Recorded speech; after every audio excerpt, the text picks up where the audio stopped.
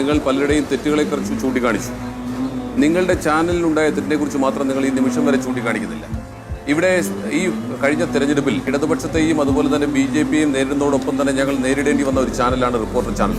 അത് പറയാതിരിക്കുന്നതിനൊരു കാരണവുമില്ല. പറഞ്ഞേ മതിയാവും, പറഞ്ഞിട്ടേ മുന്നോട്ട് പോകാനാകും. ഞങ്ങൾ നിങ്ങളെ ബഹിഷ്കരിക്കാൻ വരെ തീരുമാനിച്ചതാണ്. പക്ഷേ ജനാധിപത്യ മര്യാദയുടെ ഭാഗമായി ഞങ്ങൾ നിങ്ങളോട് പറയാനുള്ളത് നിങ്ങളുടെ ചാനലിൽ വന്ന് പറഞ്ഞിട്ടാകാൻ ഞങ്ങളുടെ തീരുമാനം എന്നുള്ളതുകൊണ്ടാണ് ഞാനിത് പറയുന്നത്. ഞാൻ ഔദ്യോഗികമായി പാർട്ടിക്ക് വേണ്ടി തന്നെ പറയുകയാണ്.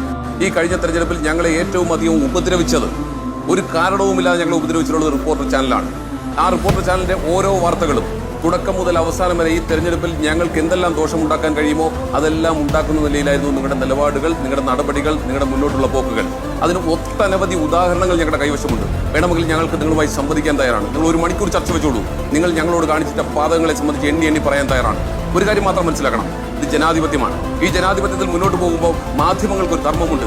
ആ മാധ്യമം ഇൻഡിപെൻഡന്റ് ആയിരിക്കണം, സ്വതന്ത്രമായ നിലപാടായിരിക്കണം, പറയുന്ന കാര്യങ്ങളെ സംബന്ധിച്ച് വസ്തുതകൾ ഉണ്ടായിരിക്കണം. ഇന്ന് പോലും ഞാൻ ചോദിക്കട്ടെ, SDPI പ്രകടനം നടത്തിയിട്ടുണ്ട്, അവർക്ക് പ്രകടനം നടത്താം.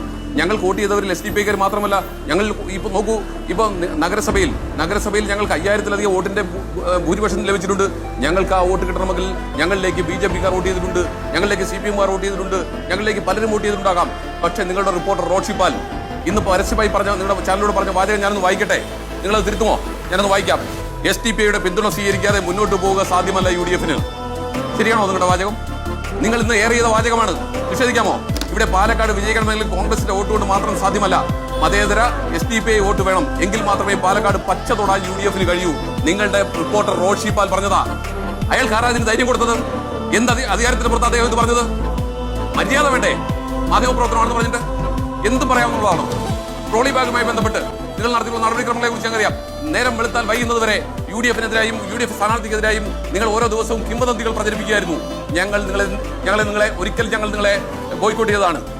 ഇതേ സ്മൃതി ഞങ്ങൾക്ക് കത്തുന്നതിന്റെ അടിസ്ഥാനത്തിൽ ഞങ്ങൾ തിരിച്ചു വീണ്ടും ചർച്ചയിലേക്ക് വന്നു.